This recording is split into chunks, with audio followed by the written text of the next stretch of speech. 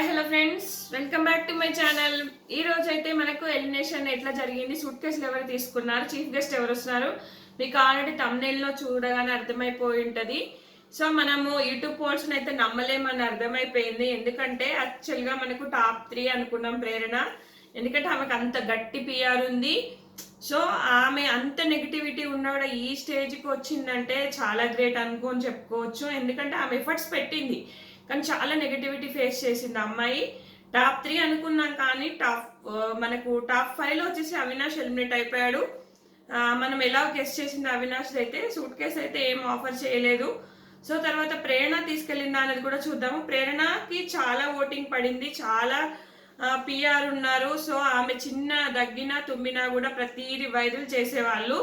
So అంత గట్టి PR ఉంది కాబట్టి ఆమె ఎలిమినేట్ అవ్వకుండా టాప్ 3 అని మనం అనుకున్నాము. యష్మి సీతనేమో చాలా బాగా ఆడారు. వాళ్ళు కూడా వాళ్ళకి గట్టి పిఆర్ లేకపోవడం వల్ల వాళ్ళైతే వెళ్ళిపోవడం అయితే జరిగింది.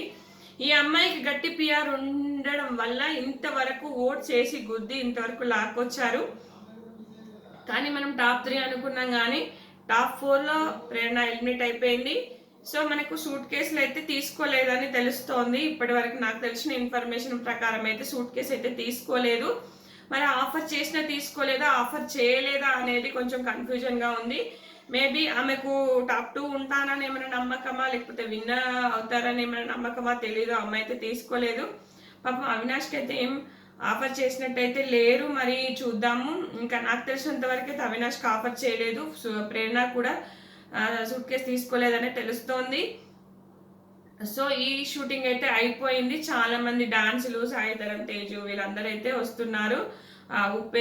ఉపేందర్ అనే మనకు యాక్టర్ కమ్ డైరెక్టర్ అతను కూడా వస్తున్నాడు. అట్లనే మనకు చీఫ్ గెస్ట్ గా అయితే రామ్ చరణ్ అయితే రావడం జరుగుతుంది.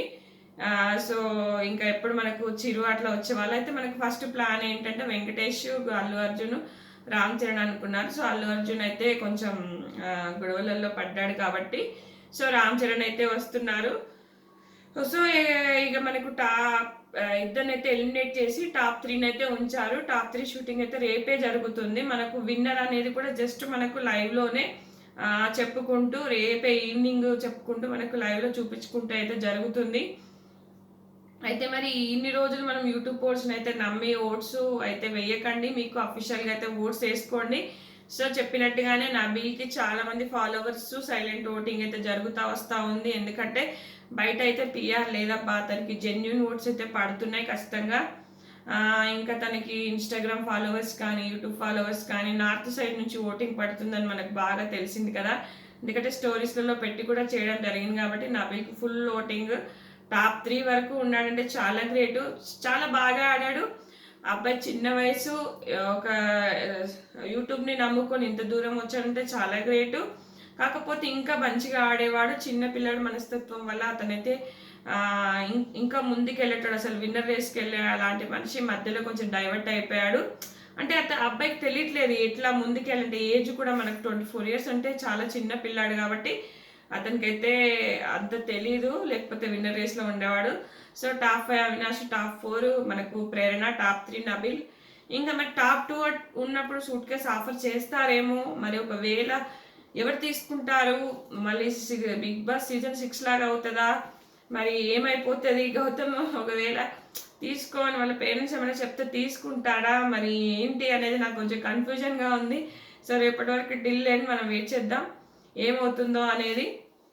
సో నబీల్ కూడా మోస్ట్లీ తీసుకోకపోవచ్చు, అతనికి విన్నర్ అవ్వాలని ఉంది కాబట్టి తీసుకోకపోవచ్చు అనే నా ఫీలింగ్. ఎందుకంటే నేను అనలైజ్ చేసినంత ప్రకారం నబీల్ అట్లాంటివి చేయడు.